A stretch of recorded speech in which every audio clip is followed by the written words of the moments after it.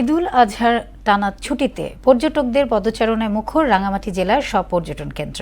প্রকৃতির কোলে সময় কাটাতে হ্রদ পাহাড়ের শহর রাঙামাটিতে ছুটে আসছেন হাজারো পর্যটক।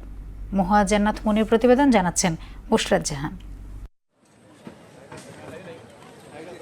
রাঙামাটির ঝুলন্ত সেতু, Polwel park, DC bungalow park, Shuvolong ঝর্ণা, কাপ্তাই, আসাম বস্তির সড়ক ও বাঘাইছড়ির সাজেক সহ জেলার বিভিন্ন বিনোদন কেন্দ্রে এখন হাজারো পর্যটকের ভিড়। ঈদের টানা 10 দিনের ছুটিতে 90% রিসোর্ট, কটেজ অগ্রিম বুকিং হয়েছে।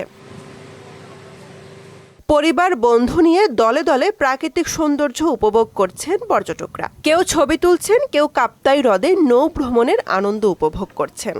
এখানে আদিবাসী গ্রাম দেখলাম, ঝর্ণা দেখলাম, তারপর খুব মজা লাগছে। আমার সবসময় প্রাকৃতিক পরিবেশ ভালো লাগে, তো মিস করলাম না আর কি।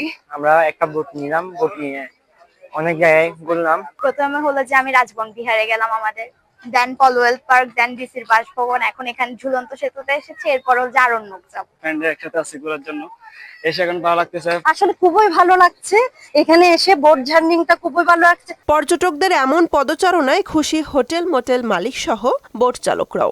চালকরা অনেক খুশি, যেটা বিগত কয়েকদিনে যেটা ঝড়ের বৃষ্টিতে ভাড়া হয়নি আমাদের, সেটা আমরা পুষে নিতে পারতেছি। আশা রাখি আরো বুকিং এর সঙ্গে বেড়ে যাবে এবং অন্যান্য বছরের তুলনায় আমরা রেকর্ড সংখ্যক পর্যটক আসবে বলে আশা রাখি। প্রতিদিন প্রায় 3000 পর্যটক আসছে রাঙামাটিতে। সামনের দিনগুলোতে এ সংখ্যা আরও বাড়বে আশা সংশ্লিষ্টদের।